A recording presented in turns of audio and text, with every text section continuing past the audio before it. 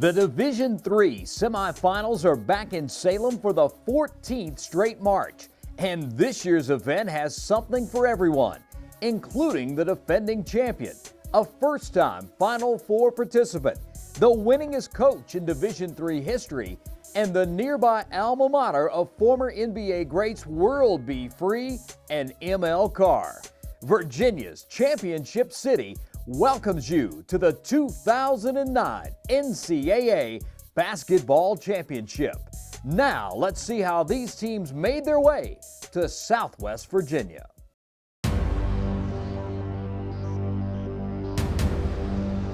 The Washington University Bears are back in Salem for the third straight year. The defending national champions earned their way back by topping previously undefeated St. Thomas in the sectional finals.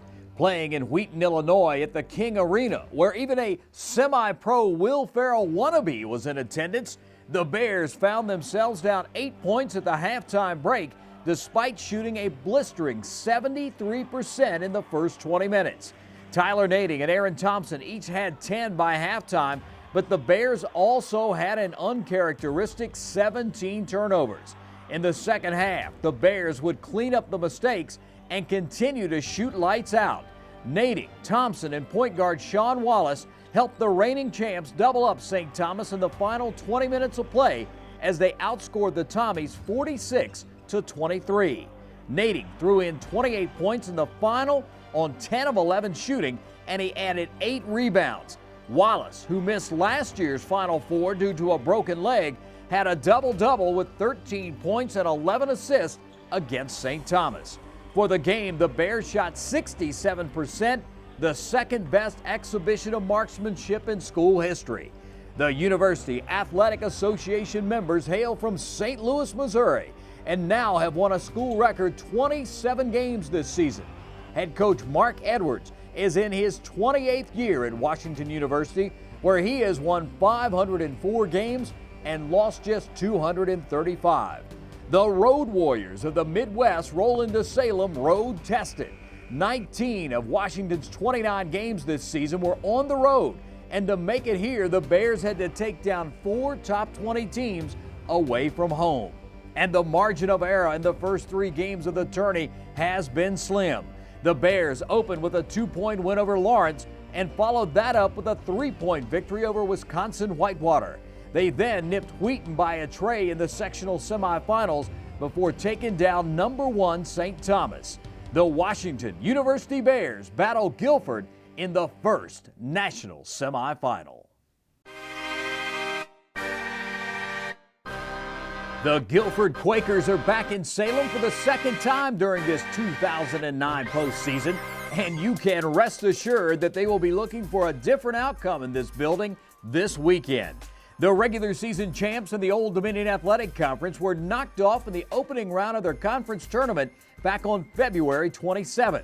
But once the Quakers were able to exhale after getting an at-large bid to the 60-team tournament, they regrouped, got refocused, and recommitted themselves to making a run in the tournament. Playing just outside of Cleveland in University Heights, Ohio, Guilford earned its way to Salem by working overtime. The Quakers secured their first ever trip to the Division III Final Four by rallying from a 12-point deficit to beat Texas Dallas 64-59. Tyler Sanborn led the Quakers over Texas Dallas with 18 points and 13 rebounds, and he also was named the MVP of the sectional. But Clay Henson was the man when it came to ultimately saving the Quakers' season. Henson hit this off-balance three-pointer with 0.8 seconds to play in regulation to complete a 17-5 Guilford run and force overtime. Guilford controlled the extra period and snatched a victory from the jaws of defeat with a 64-59 win. The Quakers, who are now 25-5, are the third team from the host conference to make it to Salem, following in the footsteps of Virginia Wesleyan and Hampden-Sydney. Their head coach, Tom Palumbo, knows all about the NCAA tournament. The reigning ODAC Coach of the Year has now taken 5 men's teams and 3 women's squads to the big dance. His overall record at Guilford is now 116 wins and 52 losses. He's gotten 4 of those this postseason thanks to wins over Transylvania and Averett in the early rounds of the tournament, and John Carroll and the University of Texas Dallas in the sectional. That win over the Comets avenged an 18-point loss to the same team earlier in the season. The Guilford Quakers take on Washington University in the first national semifinal.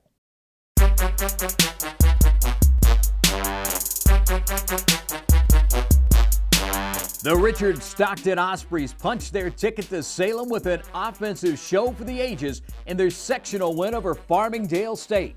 Playing on their home floor at the Stockton Sports Center in Panoma, New Jersey, where they were unbeatable all season long, the Ospreys shot 64% for the game and hit over 50% of their three-point attempts, connecting on 9 of 17 shots from beyond the arc. Farmingdale, which had made its living off of playing defense by holding opponents to 67 points a game on just 39% shooting, simply had no answer for the Ospreys' high-flying attack. 5'9" Santini Lancioni dominated the game from his point guard position, scoring a game-high 23 points. He hit 5 of 6 three-pointers and was a big reason the Ospreys had a commanding 53-32 lead at the halftime break. The Ospreys jumped out to a quick 10-point lead to start the game and rolled up 50 or more by the half for the 6th time this season. Lancioni, Jerome Hubbard, Omar Smith, Chad Davis, and Michael Farrow led a balanced attack that saw Stockton put 5 different players in double figures. The Ospreys entered this national semifinal weekend riding a 17-game winning streak with a school record 29 wins and just 2 losses. This is Stockton's first trip to the D3 Final Four since 1987, and their veteran head coach Jerry Matthews is also the man who took the team there 22 years ago. Now in his 23rd season, Matthews has led the New Jersey Athletic Conference champions to 11 NCAA tournaments and a 456-win, 186-loss record.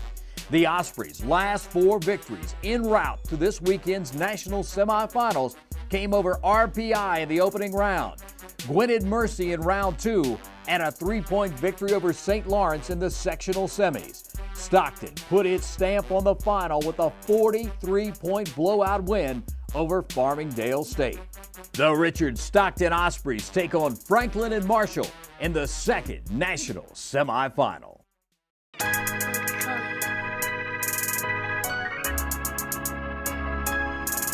The Franklin and Marshall Diplomats were able to carve out their place in the national semifinals by beating the Sales 70-60 in their Elite 8 matchup played on their home floor in Lancaster, Pennsylvania. The Diplomats shot 52% in the opening half of play and were able to build up a 15-point halftime cushion. Giorgio Milligan, F&M's talented freshman, threw in 21 points, including several key buckets down the stretch to secure the victory. Franklin and Marshall also got a major lift from the always steady James McNally. The sharpshooting sophomore hit nearly 100% of his shots against the Sales, going 7 of 8 from the floor for 16 points. That effort marked the 28th time this season he has scored in double figures. The Diplomats, the regular season champs in the Centennial Conference, have experienced the greatest turnaround of any team in this year's national semifinals. After finishing 2008 with 12 wins and 13 losses, F&M is now 26-5. F&M head coach Glenn Robinson comes to Salem as Division III's all-time wins leader with 756 victories. The iconic coach has 21 20-win seasons and the satisfaction of knowing he has done it all at one school. Robinson also dabbled in politics earlier in the decade, running for a spot in the Pennsylvania State Legislature. But this weekend's trip to Salem will mark Franklin and Marshall's 5th appearance in the semifinals and their first since 2000. The Diplomats opened the tournament with a 93-69 win over Wesley and then nipped Brandeis 65-63. In the sectionals, F&M beat Salem State 67-61 before locking up their trip to Salem with a 70-60 win over the Sales. The Diplomats play Richard Stockton in the second national semifinal.